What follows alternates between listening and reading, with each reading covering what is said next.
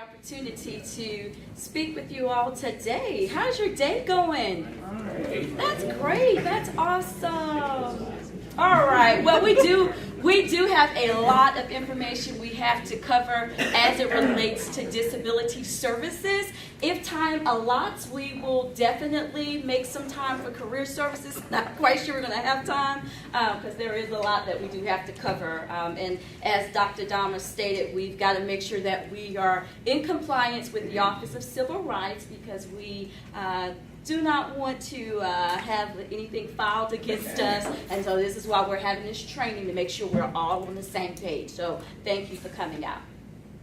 All right, this is my contact information. Currently, Disability Services and Career Services has one staff member, that's me. Our administrative assistant position is currently vacant. Mrs. Ayers accepted a great professional opportunity elsewhere, but I am located in Henderson 109B, and when that position is filled, that individual will be in Henderson 109A. Now, in terms of email communication, because the position is not yet filled, ideally I would like, if you have email communications, to send it through Disability Services at UMO, since that's the central email, and then that way when the position is filled, because the administrative assistant actually oversees that email, so then that way we can keep it. But I still have access to it to be able to read it. But of course you can still use my work email, and that's fine.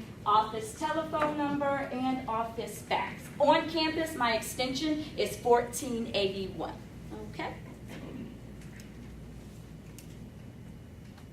All right. So the question then becomes, who is eligible to receive disability services? Okay. The ADA basically says an individual with a disability is a person who has a physical impairment that substantially limits one or major life activities, or has a record of such an impairment, or is regarded as having such an impairment. Okay? Now, what a student, there are several things that a student needs to do to be eligible for our services. First and foremost, to be eligible, a student has to voluntarily disclose their disability. I am not allowed to ask them if they have a disability. Other faculty and staff are not allowed to ask them if they have a disability, and we'll talk a little more in depth in terms of options we can explore if we perceive that someone may have it, but we are not allowed to ever ask or to insinuate to a student that they have a disability. The student has to actually complete what is called an intake form. And this intake form can be located on the Disability Services page, going to www.umo.edu. They'll go to Student Life, and then they'll then hit the Disability Services page, and it has the intake application there. There's a student disability services guide, and then there's going to be more information that'll be uploaded there as well this week. Okay? Now, when I get that intake form, what has to be included in that intake form, of course, is a completed application, meaning the student has to actually make reasonable accommodations. They have to actually make requests. The student also has to supply documentation from a healthcare provider who can actually verify that the condition in which they are requesting those accommodations really do exist. So even if a student says, well, yes, I have this, but if I do not have healthcare documentation, we cannot proceed with the process. Healthcare providers include psychiatrists, psychologists, of course, PAs, MDs, those who, they would be considered our actual healthcare providers.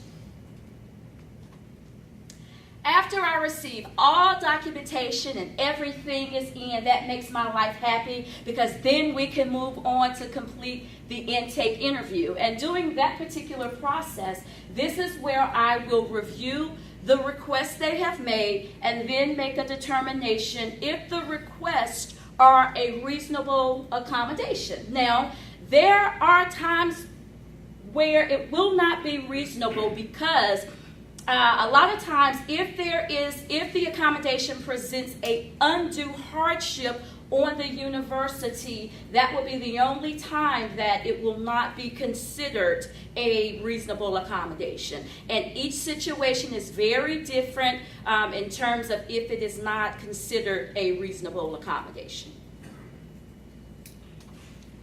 Now, there are some services that are not provided by our office, and that would be formal diagnostic evaluations. We do not have special classes for students with disabilities. We do not provide outside tutoring and counseling services other than those, of course, that are provided free to all UMO students. And that's something I like to have faculty and staff to keep in mind, is that tutoring and counseling services by federal law is not considered an accommodation, and it's not considered an accommodation because all students have access to it. So anything that all students have access to is not considered an accommodation. Okay, our office cannot exempt students from graduation requirements. Okay, so once it has been deemed that the accommodations that the student requests are reasonable accommodations, students are then emailed a PDF copy of their accommodation letter. And in that letter, it states to the student the reasonable accommodations that have been approved, okay? Now, on that particular letter, Disability Services will never disclose to faculty and staff what the nature, what the exact condition is, okay?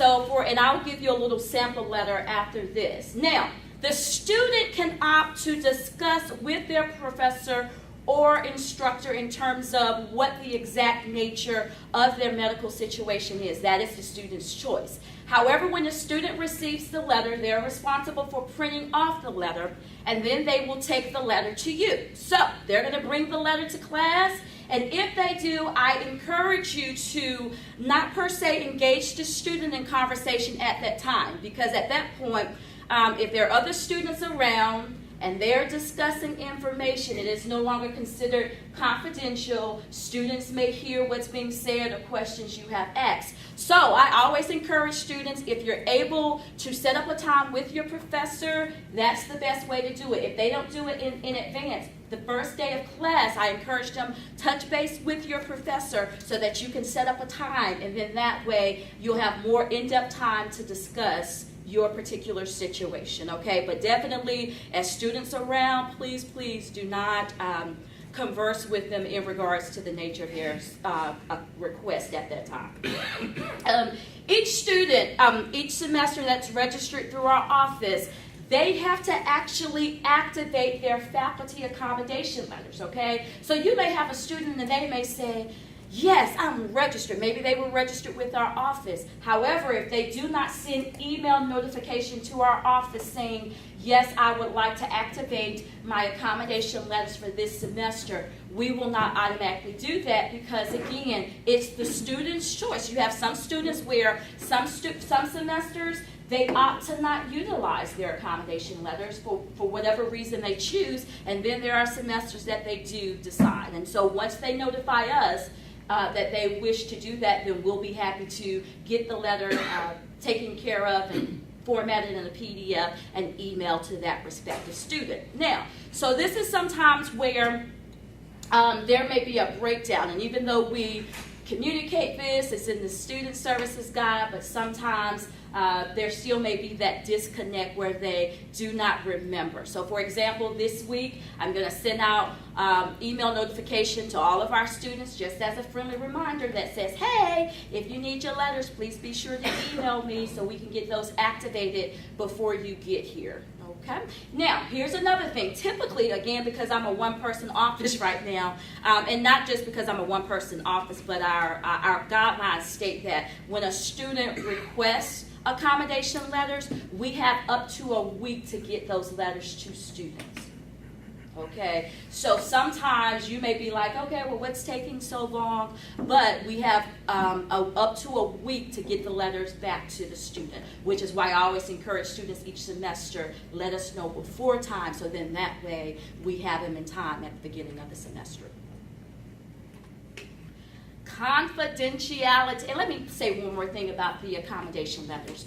You will note, this is something I started doing last semester, you will note that there will be a footer on the letter that states the date the student actually requested or registered with our office, and then the date that we actually emailed it, okay? And I did that just to better document stuff and have everything in terms of when they requested it and when we actually emailed it, so it's in the letter, and then that helps you as a professor to know what's going on as well, all right? Confidentiality is so important, as you know, which means that because a student can choose to self-disclose, so they may decide to disclose something to Dr. Bell.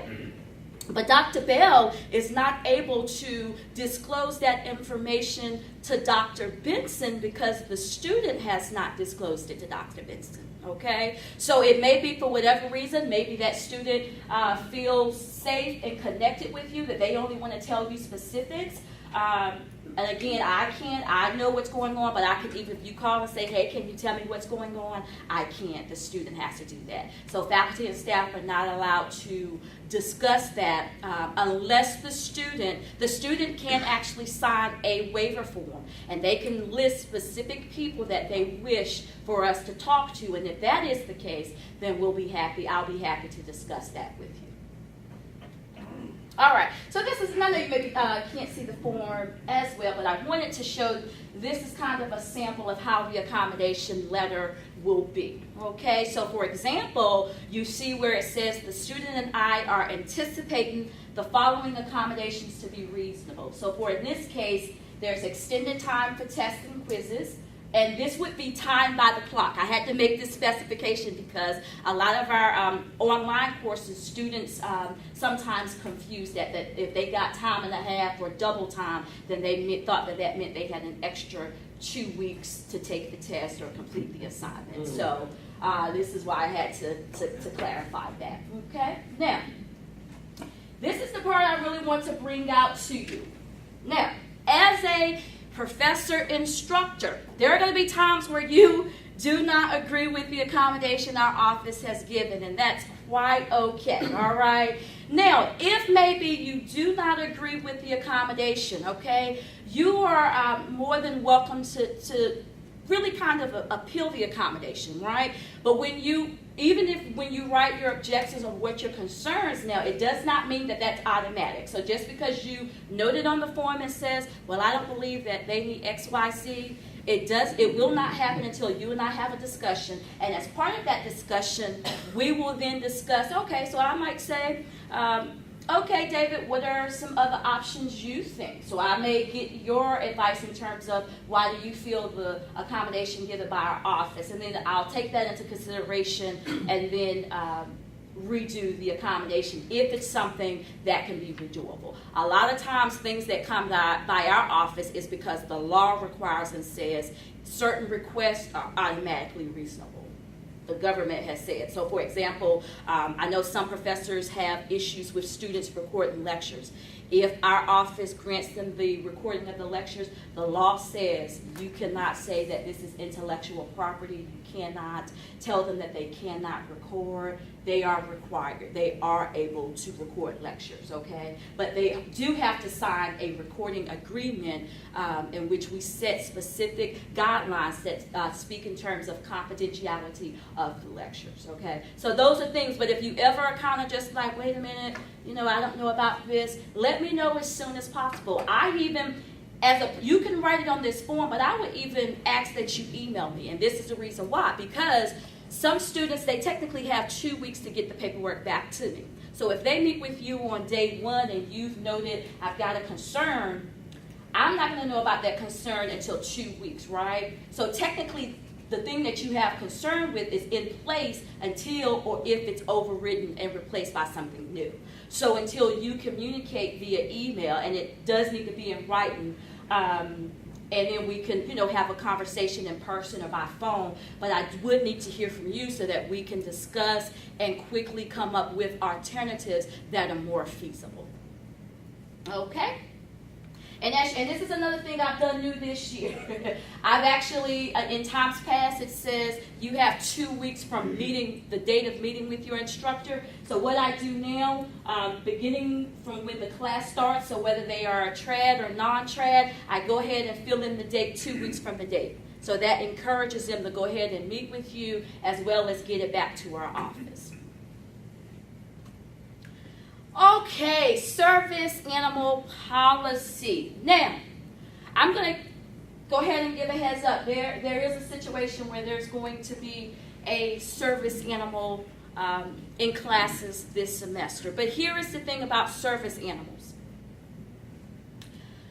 Okay, a service animal is any dog, typically. Miniature horses can be considered a service animal, but there are 4 requests that have to be met in order for a miniature horse. I mean, some campuses do have miniature horses, but there are 4 steps that have to be taken if a student wishes to bring a miniature horse. But the law says that a service animal is typically considered a dog, okay? So until we have that request and it's approved for a miniature horse, we're just going to stick with the understanding that a service animal means this disability services ever evolving and lots of stuff going on. Okay, so a service animal is an animal that has been trained to assist an individual based upon their particular medical situation that they have. So, for example,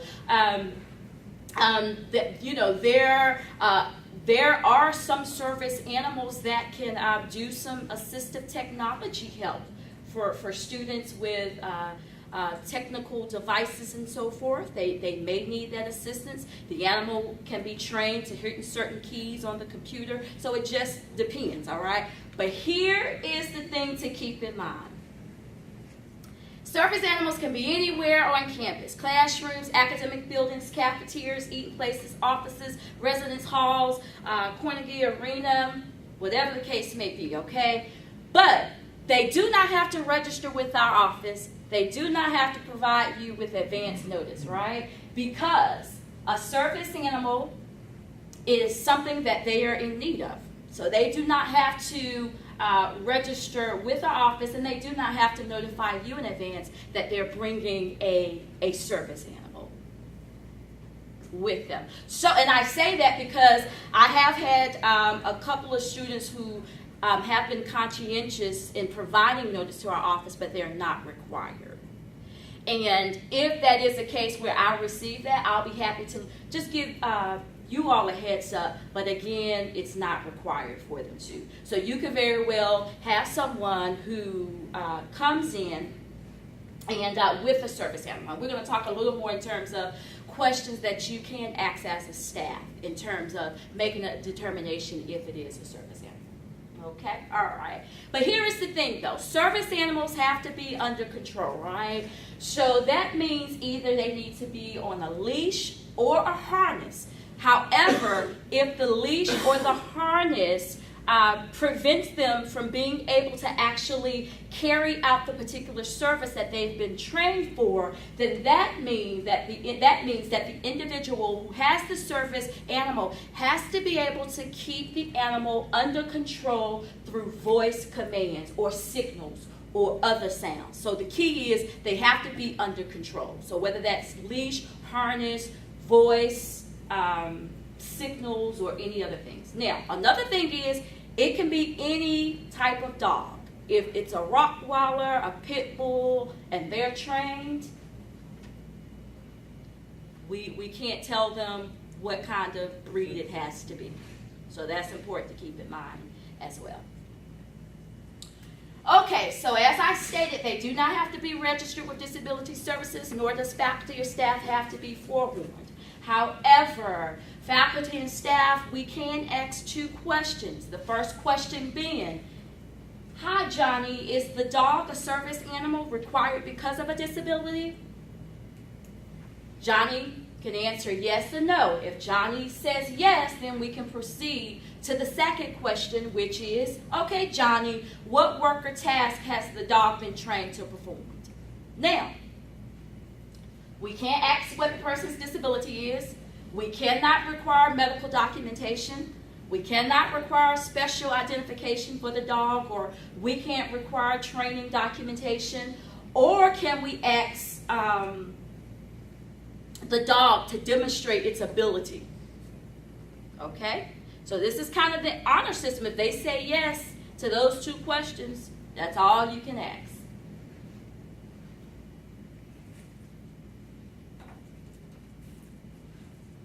Oh, isn't that puppy so cute? Makes me think of my little baby Romeo.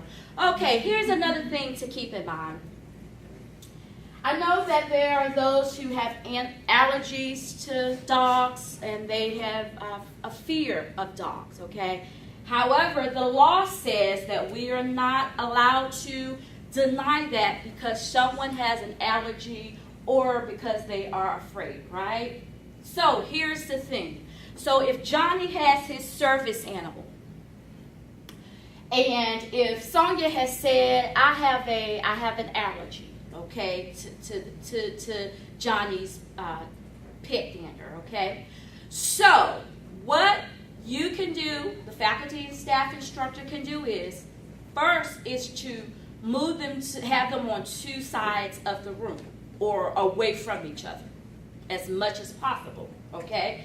Now, and even in my conversations with ADA, so I said, okay, well, what if it's, we separate them, that's just still not working? So then what we have to recommend to the student with the allergies is to take allergy medication. So whether that's Benadryl or whatever the case is, but we cannot require the animal to not be there, even if someone has a fear. Now, again, the student, it's their choice if they wish to be reassigned to another course section, but we can't tell them you have to be reassigned, nor can we tell the person with the service animal, well, we're going to reassign you to another class. We can't do that.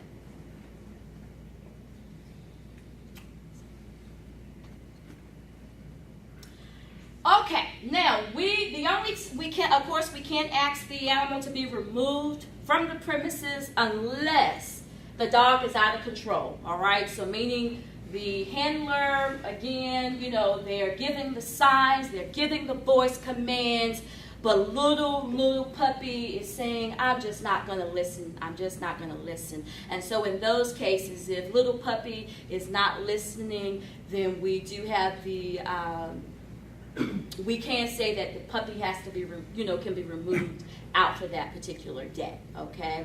And then there has to be further reevaluation. If it's a case where little puppy is just continuously disruptive, then it will be a thing in terms of little puppy wouldn't be allowed back in the classroom, okay? If the little puppy is not housebroken, okay, because that creates some health safety issues for the rest of the students in the class and even for you as faculty and staff. So if it's a case where, they're just not housebroken and every time they're coming into class they're peeing and pooping, then again, that would be reason enough to have little puppy removed from the class. Now, here is where we have to be mindful of. If little puppy has to be removed, we still have a responsibility to make sure that the respective student still obtains the necessary goods and services in the absence of little puppy.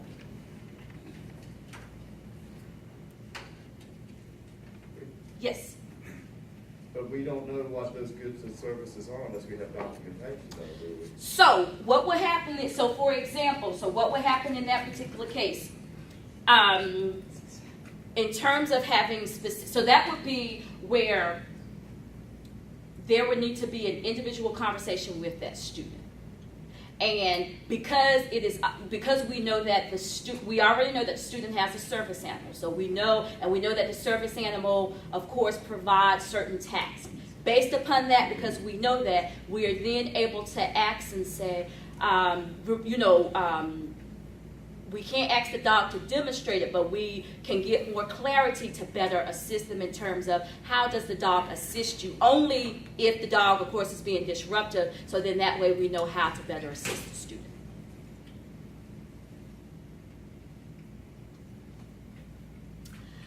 Okay, so you kind of perceive that Johnny may need to be registered with Disability Services, but for whatever reasons of Johnny's choosing, Johnny is just really not trying to hear it, not really acknowledging that they need to register. Here are a couple of things. And I sent out an email about this. To be in compliance with the Office of Civil Rights, okay, we as an institution have to show a good faith effort that we make students aware of academic resources in order for them to be successful as a student, okay? And which is why I sent out the statement, the best way for us to do that and reach them is through the syllabi or syllabus. Yes? But according to how we're doing it this semester, we're not supposed to be putting this kind of general information in our syllabi anymore. There's supposed to be separate pages that are going to be posted in Moodle and links to those in the syllabi. So if the deans don't have that updated thing, you'll want to send that to the deans of the two schools so they can put that in that CRNS page. And here's the thing. If it's not on the syllabi, as long as it is noted, if it's on Moodle, because the key is as long as they've got to have access to it. And that's the key. So whether the statement is on the syllabi or whether the statement is in Moodle, either way, because they have access to Moodle. But here's the thing, the expectation for the faculty and staff would be, please make sure that you check out the statement in regards to disability services on the Moodle. Like you could, when you go over the syllabi the first day, you can verbally put that out there. So either one of those ways will work. Sure, I just want Just a quick question. So we're not supposed to put it on the syllabi because where it came from, they actually required it to be on the syllabi and posted. And I'm just curious. So I'm there's a new template now. Now it's SAS on there for sure. Is TSP different? You know? Is the TSP template different from the SAS one for syllabi now? On our last It page. just says, here's the link, and it takes you to University Undergraduate Catalog, page 16. It's a hyperlink that takes you right to it. Okay, but you're not putting those policies in the syllabi. It's on the last page, and I can read it to you, but it supposed says to, I mean, the last place I said you don't need to do. A lot of universities do require to be in compliance with the Office of Civil Rights. They do require. They do. Well, I'm just saying we were told not to, and at least SAS, we were told to do it a certain way. So we want to make sure that everyone's on the same page before we start posting this stuff. Is there a preference from your office? I honestly prefer it to be on the syllabus. I do. How many times does a student need to be told this? If it's posted one time, or if they've been told, how many more times do they need to be told? Every single class? Yes. Twice a class? 3 times in the class? You're talking about with this on the syllabus? Well, I mean, if they're alerted, if they have been made aware, then where is it then, you know, the responsibility of the institution versus the individual professor's responsibility, right? I mean, how many times should I, maybe every day I should just go into class and make an announcement? Oh, no. The university, and the university is covered, again, if it's on the syllabus, which is what I strongly recommend to be in compliance, because I know sometimes we have our institutional policies, but OCR overrides any institutional policy that we have. Office of Civil Rights will override anything institutional policies, which is why I say it's best to err on the side of putting it on the syllabus. So does the actual statement needs to be in the syllabus or the link to it? Dr. Hines, do you foresee this being an issue being on the syllabi? That's why we're. Okay. Get together, yeah. Yeah, we probably need to talk between me, you, and Kathy. And Oh, Mark to make all sure right. we put this all forward. Okay, sounds good.